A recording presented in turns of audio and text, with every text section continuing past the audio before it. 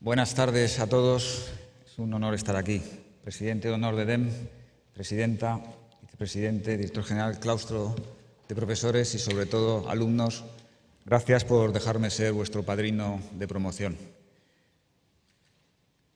La verdad es que hemos pensado mucho cómo empezar a contaros lo que vemos desde Telefónica, porque al final es lo que vamos a intentar, deciros lo que vemos desde una compañía como Telefónica, por si os puede servir para el futuro. Hemos decidido empezar con una cita a hombros de gigantes, que es una cita que viene del mundo académico, que se le atribuye a Isaac Newton, pero que viene de antes, viene del año 1189, de Bertrand de Chartres, que dice que la academia, el mundo de la ciencia, avanza no por los méritos de uno mismo, sino porque se basa sobre los méritos de los que vinieron antes. Y, por lo tanto, se ve mucho más lejos si uno es capaz de andar sobre los hombros de gigantes. Y tenéis la suerte de poder andar sobre hombros de gigantes en un sitio como EDEM, con profesores y con un presidente de honor como el que tenéis. ¿Por qué os digo esto? ¿Qué tiempo vivimos? ¿Qué es lo que vemos? Veréis, no hay parte de nuestra vida que no esté alterada. Todos los días tenemos noticias desde el ámbito de la política, desde el ámbito del comercio mundial, desde el ámbito de la tecnología, desde el ámbito de la medicina, que nos sorprenden y que son rupturistas, tremendamente rupturistas. No hay ninguna parte de nuestra vida que no esté siendo alterada, que no esté siendo cambiada radicalmente. El ritmo de cambio nos sorprende día a día y va desde los modelos de negocio, como os decía, a nuestra vida o a nuestra participación electoral o a nuestra forma de simplemente tener ocio. ¿Y esto qué quiere decir? Pues primero, y esto ya es un dato académico, somos una generación privilegiada. Ninguna otra generación de seres humanos ha vivido un nivel de cambio como el que estamos viviendo ahora. Lo que estamos viviendo es 4 veces el tamaño de la revolución industrial medido en PIB per cápita. Nunca antes había habido un nivel de cambio como el que se está produciendo. Y cada vez que en la historia de la humanidad ha habido un nivel de cambio rupturista, lo ha cambiado todo. Ha cambiado la política, el arte, la economía, la cultura, absolutamente todo. Y esto es 4 veces la revolución industrial. Y por lo tanto es terreno inexplorado.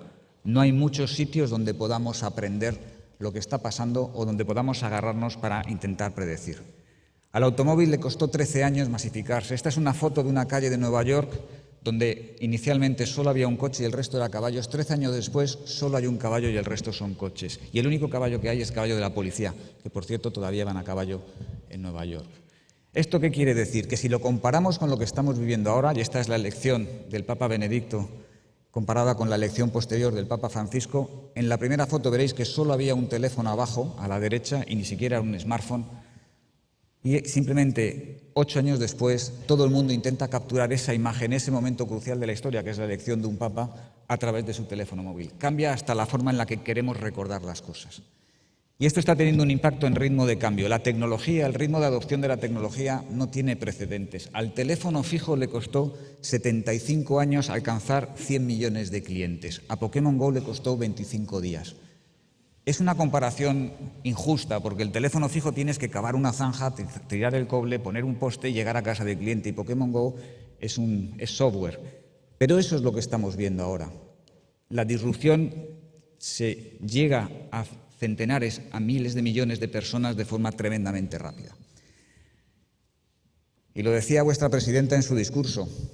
De repente, cuando uno le pregunta a las personas a qué dedican el tiempo del día, y esto es una encuesta real, entre dormir, comer, navegar por Internet, informarse, ver series, de repente la suma da 31 horas. Hemos conseguido que el día tenga más de 24 horas. Y eso lo que quiere decir es que nos hemos hecho multitarea. Y si os fijáis en las generaciones más jóvenes, yo me fijo en mis hijos, cuando ven la televisión, a mí me cuesta trabajo ver la televisión y contestar un WhatsApp. Ellos no solo no les cuesta trabajo, sino que además están navegando con el tablet, viendo cosas en Internet. La productividad está cambiando, nos hemos convertido en multitarea y eso tiene riesgos de aprendizaje, precisamente lo decía también la presidenta en su discurso, y también tiene riesgo de perder la atención, perder la capacidad de enfocarse en un problema.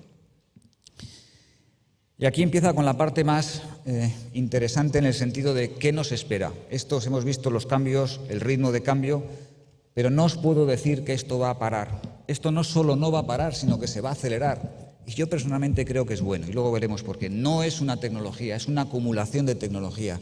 Desde computación cuántica, que ya está aquí, hasta el edge computing, la robótica, el descifrar el genoma humano y con lo que se puede hacer con eso, la realidad virtual, la realidad aumentada, la inteligencia artificial, los algoritmos de aprendizaje profundo, la impresión en 3D, el 5G, el Internet de las cosas, blockchain, Todas estas tecnologías coinciden en el tiempo y además se retroalimentan unas a otras, se complementan para hacer todavía más cosas. Y esto, como os decía, lejos de frenarse, se está acelerando. Y para hablar de los datos, para empezar a introducirnos en el mundo de los datos, veréis, la base de datos, no he querido preguntar la de Mercadona, que seguro que es más grande, la base de datos de Walmart en Estados Unidos genera 40 petabytes de información al año. Facebook en un solo día genera 4 petabytes de información. Pero es que un coche conectado, simplemente uno, genera 40.000 petabytes al día. Un coche conectado. Porque está todo sensorizado y, por lo tanto, la explosión de datos y posibilidades de generar conocimiento de los datos se va a multiplicar. Y esto es un coche, pero dentro de muy poco todos nuestros contadores de gas, agua, electricidad, todos los componentes de un avión, todos los electrodomésticos de nuestra casa, nuestra ropa, todo va a estar conectado a Internet e emitiendo información. Y, por lo tanto, el tráfico de datos del mundo se va a multiplicar, el fijo y el móvil, entre 4 y 5 veces en los próximos 5 años. Nosotros, las operadoras de telecomunicaciones, tenemos que preparar nuestras redes para un incremento de volumen de tráfico de entre el 50 y el 60% cada año. Imaginaros que vuestras empresas las tuvierais que preparar para generar un 50 o un 60% de volumen físico de producto cada año. Eso es lo que tenemos que hacer, porque si no nos convertimos en un cuello de botella.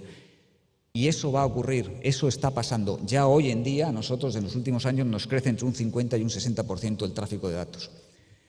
Y eso significa que las propias redes de telecomunicaciones, no os preocupéis, esto no va a ser un monólogo de redes, al final un poco, pero todavía no. Las redes de telecomunicaciones tienen que ser distintas. Nosotros ya no vendemos voz, la gente ya no quiere pagar por la voz, era nuestro producto. Telefónica tiene 95 años de historia, llevamos 95 años vendiendo voz y la gente ya no quiere. Y ahora imaginaros que os desaparece el producto, pero hemos tenido la suerte de que al lado nos aparecen los datos. La gente quiere los datos. Después de alimentarse, lo siguiente que quieren las personas es comunicarse. Y eso lo que significa es que nuestras redes tienen que cambiar, tenemos que tender nuevas redes. Ya no simplemente es cobertura o capacidad o velocidad. La gente quiere que no tenga latencia, que sean seguras, que tenga una experiencia digital y que sientan que es su red, que no le falla a ellos. Y por lo tanto las redes están cambiando. Y eso da lugar a plataformas digitales. Ahora empezaremos a hablar de eso. Os voy a empezar a hablar ahora un poco del 5G. ¿Qué significa el 5G? ¿Qué nos va a traer el 5G? El 5G básicamente nos va a traer mucha más velocidad, y ahora veremos algunos datos, la eliminación prácticamente de la latencia, mucha más capacidad y, sobre todo, muchísima más densidad. Algunos ejemplos concretos, porque estas cosas se entienden mejor cuando las explicamos de forma sencilla. Si queremos descargar un capítulo de Juego de Tronos, con la red de 4G tardamos 3 minutos. Con la red de 4.9G tardamos unos 2 minutos, medio minuto. Con la red de 5G vamos a tardar 2 segundos en descargar un capítulo de Juego de Tronos. Y esto, siendo impresionante, todavía no es lo más importante. Si vais conduciendo un coche y resulta que el coche se conduce solo y le salta un ciervo delante a 60 centímetros del parabrisas, con la red de 4G, desde que detecta el objeto hasta que frena, el coche solo, es 1,3 metros, con lo cual el ciervo pasa a la historia.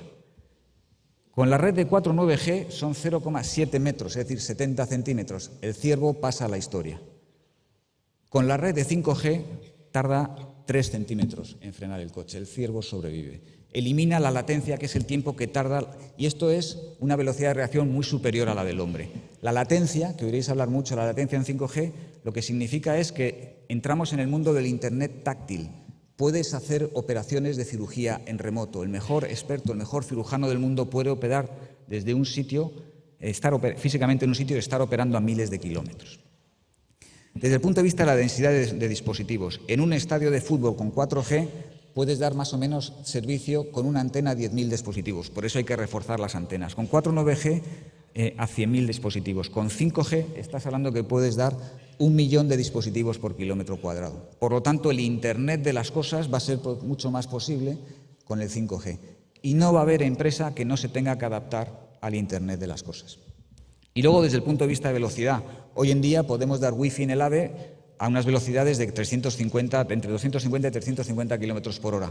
Con la red de 5G, aunque el AVE fuera a 500, 550 kilómetros por hora, podríamos seguir dando esa capacidad de Internet.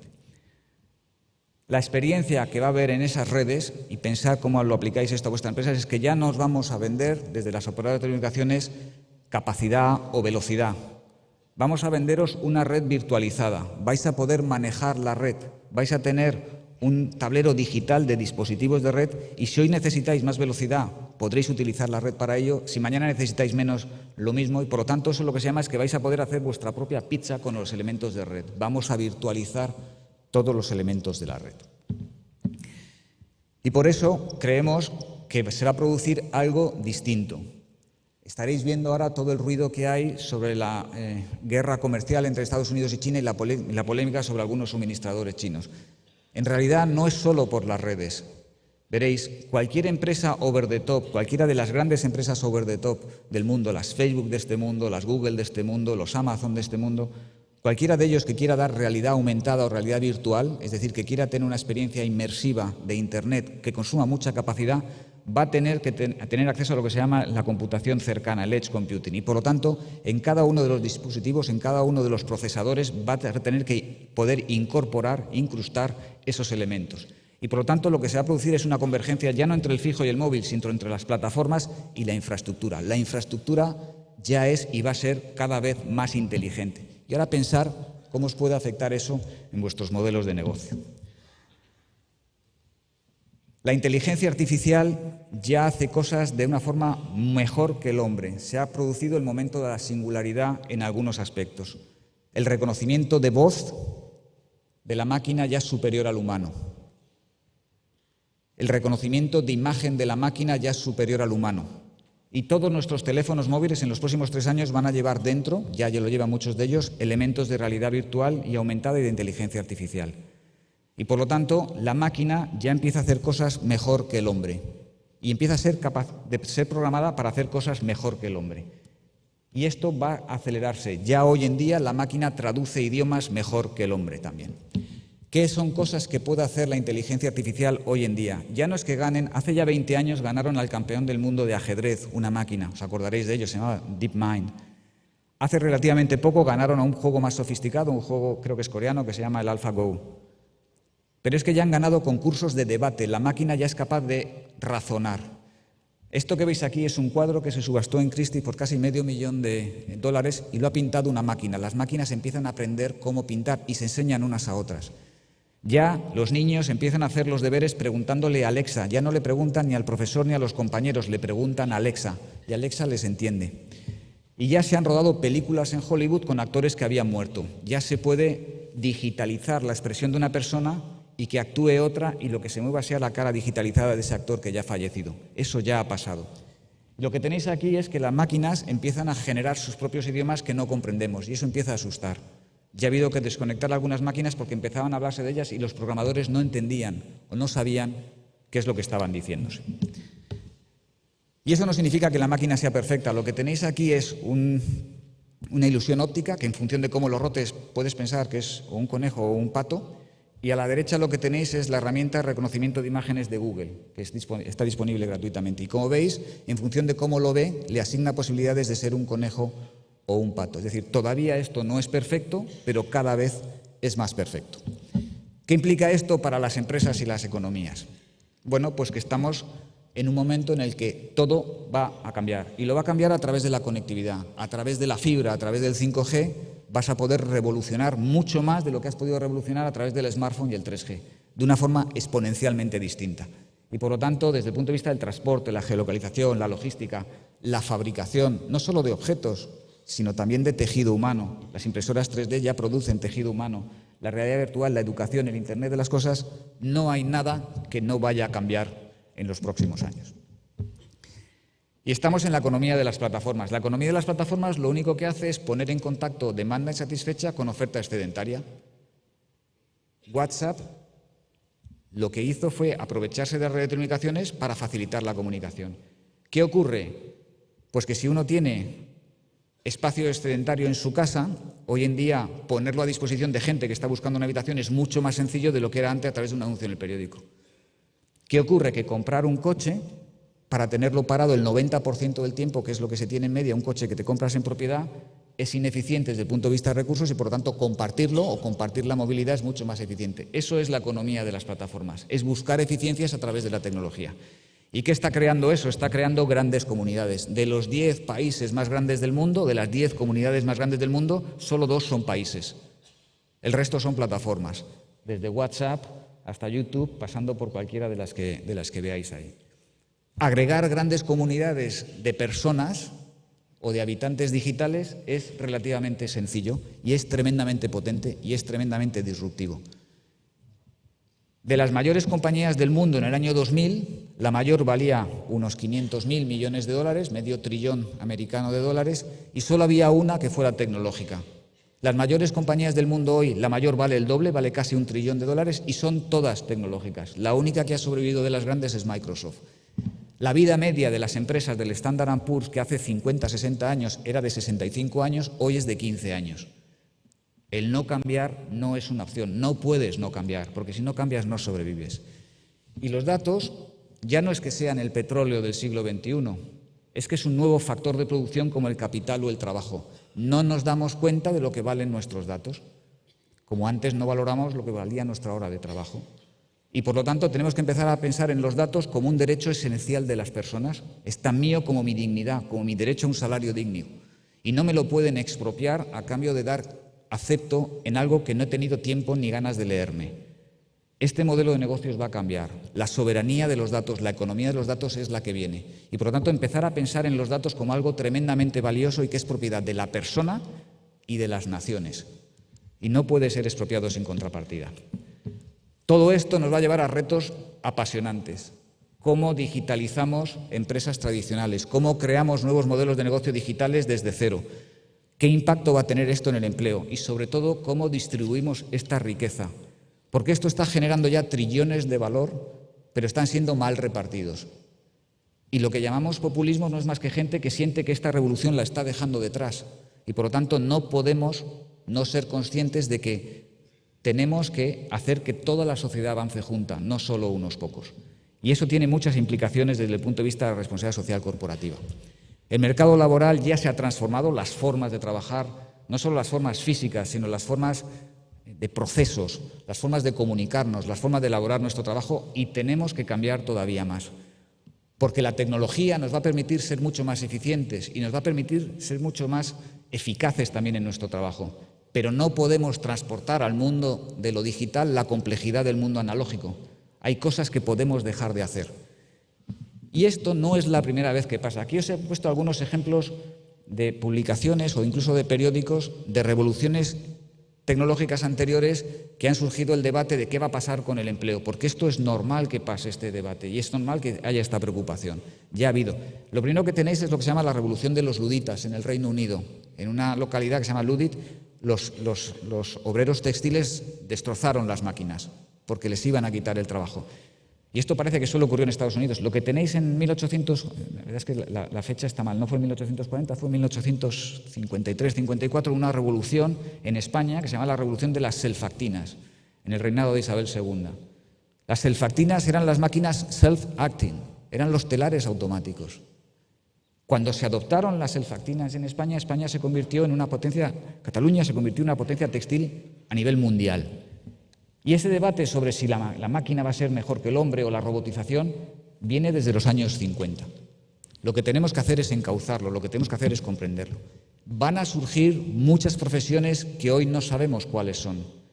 Los chavales que están estudiando en primaria, secundaria hoy, el 60% de ellos van a trabajar en profesiones que probablemente hoy no existen. Y van a desaparecer muchas otras. ¿Cómo gestionamos esa transición? ¿Cómo fomentamos la educación, tanto la educación primaria, secundaria, universitaria, como la formación profesional, como la formación de las personas que ya están trabajando pero que se tienen que adaptar a otro empleo, porque no podemos dejar a nadie detrás? La educación, los valores humanos van a ser fundamentales en esta transición. Y por eso escuelas como esta son tan necesarias. Y por eso tenemos que invertir todo lo que podamos en hacer que esta transición sea buena para todos. Porque el aprendizaje continuo va a ser esencial. Ya os decía, no solamente la formación primaria, secundaria, universitaria. Desde mi punto de vista, y sobre todo también la formación continua, desde el trabajo que tengamos, seguir formándonos, seguir preparándonos, pero también la formación profesional. Telefónica, nosotros le estamos dedicando mucho esfuerzo de la Fundación a esto, porque creemos que a través de la tecnología podemos solucionar que va a ser uno de los grandes problemas que va a tener esta revolución tecnológica. ¿Y las personas en todo esto? ¿Y las personas en la tecnología? ¿Qué está pasando? Bueno, pues ahora empezaremos a entender algunos de los titulares de los que hablábamos al principio.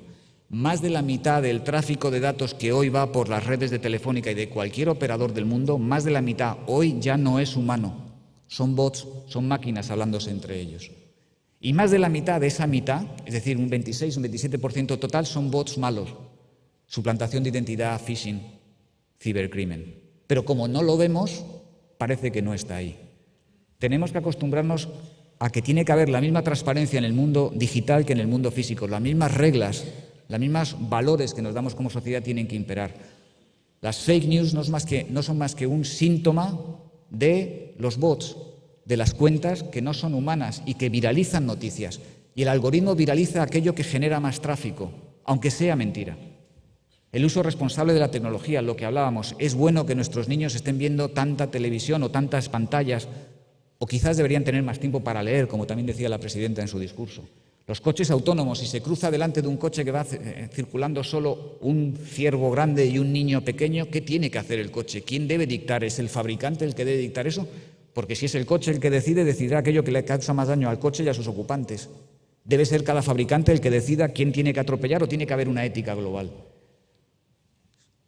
Debemos ser capaces de escoger el coeficiente intelectual de nuestros hijos porque con la descodificación del genoma humano eso es posible. ¿Es eso bueno? ¿Qué límites tenemos que ponerle? ¿Qué pasará cuando la máquina pasa a ser definitivamente más inteligente que el hombre? ¿Debemos permitir que eso ocurra? ¿Y estamos preparados para un alargamiento de la esperanza de vida? ¿Tenemos los sistemas de protección social preparados? Este es un ejemplo de lo que pueden hacer los bots. Veréis, esta es una noticia del País que dice que en La Voz Kids Rusia ganó una chica que no era favorita porque hubo una manipulación o una influencia masiva de bots para ese voto. Eso no tiene nada que ver con el concurso, es simplemente el que puede generar más tráfico artificial. Quizás eso explique por qué no ganamos Eurovisión. Lo que os decía de los archivos maliciosos, no nos damos cuenta de los peligros que no vemos. Este es el impacto que tienen los archivos maliciosos en la red por segundo. Y esto es lo que os decía del tráfico entre los bots buenos y los bots malos. Como no lo vemos, imaginaros un 29% de tráfico de cibercrimen. Eso quiere decir que, por ejemplo, si por la M40 de Madrid el 27, 28, 29% de los coches fueran delincuentes. Como no lo vemos, parece que no pasa nada. Si tecleáis en Google «debo vacunar a mis hijos», las 5 primeras respuestas que os salen, 4 es que no debéis vacunar a los hijos. ¿Por qué? Porque como genera más interés, qué curioso, me dicen que no debo vacunar a los hijos, leo esa noticia, el algoritmo detecta que eso da actividad y lo viraliza. Pero esa no es la verdad. No podemos sustituir al doctor por Google. No podemos sustituir al maestro por Google. Y lo estamos haciendo. Esta es una noticia, la que tenéis a la izquierda, que apareció en el Denver Guardian durante la campaña electoral de los Estados Unidos última. Básicamente la noticia lo que dice es que un agente del FBI que estaba investigando la filtración de los correos de Hillary Clinton había sido encontrado muerto en lo que podía ser o un suicidio o un asesinato. Básicamente daba a entender que había algo raro, malo, sospechoso en ese hecho. Y la noticia estaba bien redactada. Y tuvo un nivel de difusión parecido al que tenían las noticias de los más difundidos de Los Angeles Times, del Chicago Tribune o del Washington Post. Nada que objetar, pero es que el Denver Guardian no existe. No existe un periódico que se llame el Denver Guardian. Ese es el nivel de manipulación que estamos teniendo. Y lo que tenéis aquí son debates que se generan artificialmente en Internet. Aquí os ponemos un ejemplo durante la campaña electoral en Italia, un debate que no era mayoritario entre la población italiana, que era sobre el tema de la inmigración. Aquí tenéis proinmigración en redes sociales, eso es una red neuronal agregando información de las redes sociales, de varias redes sociales, creando una red neuronal y viendo a ver cómo se posicionan a través de algoritmos cada una de estas personas en esos debates. El 53% de las cuentas eran proinmigración, pero generaron el 27% de los tweets. El 32% de los usuarios eran contra la inmigración, pero generaron el 68% de los tweets. Eso estaba viralizado, eso estaba dinamizado. Y eso está pasando en los procesos electorales. Yo tengo derecho como persona a saber si estoy hablando con una persona o con un bot en Internet. Como tengo derecho a saber cómo se financian los partidos políticos. Las leyes electorales tienen que recoger esto. Bueno, acabo con lo nuestro. A Telefónica no nos ha quedado más remedio que cambiar. Somos una compañía muy grande, vendíamos voz, la gente ya no quiere comprar casi voz, pues nos hemos tenido que cambiar y nos hemos tenido que enfocar. Y nos está costando, pero lo estamos consiguiendo. Hoy en día tenemos unos 350 millones de accesos, estamos creciendo en fibra, en cable, en 4G y estamos consiguiendo desplegar nuevas redes. Es un esfuerzo tremendo y hemos tenido que reinventar la compañía. Ya no la podemos mirar por geografías, no la podemos mirar por departamentos, la miramos por plataformas. La primera son nuestras redes. Hemos invertido en nuestras redes, en nuestros sistemas, 83.000 millones de euros en los últimos 5 años. Eso es más de 2 veces la capitalización bursátil de la compañía y es equivalente al PIB de Puerto Rico. Tienes que transformar la compañía, aunque cueste, aunque el mercado de valores no lo comprenda en el corto plazo. Porque nosotros somos compañías que hemos durado 95 años y aspiramos a perdurar. Y no puedes retrasar eso. Y gracias a eso, la compañía que caía, porque caía la bolsa, se ha puesto a crecer. Somos líderes en fibra en Europa y en Latinoamérica. Nuestro tráfico de datos está creciendo 4 veces el móvil y 2 veces el fijo. Somos líderes en virtualización. Somos los primeros en digitalización de nuestro sector. Esto hay que hacerlo, no podemos no hacerlo. Y esto lo digo hasta en las primeras comuniones. Hay más fibra en España que en la suma de Reino Unido, Italia, Alemania, Francia y Portugal juntas. España es el país europeo mejor preparado para esta revolución industrial, para esta revolución tecnológica. Esto es como si la revolución industrial hubiera pillado a España con ferrocarriles en el 80% del territorio y una fábrica de vapor en cada empresa. No tenemos excusa, no tenéis excusa para no transformar vuestras empresas. España es líder mundial en despliegue de fibra. Solo Japón y Corea tienen más que nosotros. Nosotros estamos vendiendo otras cosas. En servicios digitales ya vendemos casi 7.000 millones de euros. 7.000 millones de euros es el tamaño de Dropbox y Spotify juntos. Y estamos abriendo nuestras redes a tercero. Tenemos que cambiar la forma. Nuestros productos y servicios ya no pueden ser solo nuestros. Tenemos que vender productos y servicios de cero. Eso culturalmente es muy difícil porque la empresa está acostumbrada a vender una cosa. Lo más complicado es el cambio cultural. Y tenemos varios unicornios de vídeo, de seguridad, de máquina a máquina. La inteligencia artificial es la nueva electricidad. Aplicar inteligencia artificial sobre una red digital es relativamente sencillo. Y la red empieza a hacer cosas que antes no podía hacer. La red empieza a anticiparse a las averías. La red empieza a pensar dónde va a haber más tráfico y a desplazar capacidad ahí.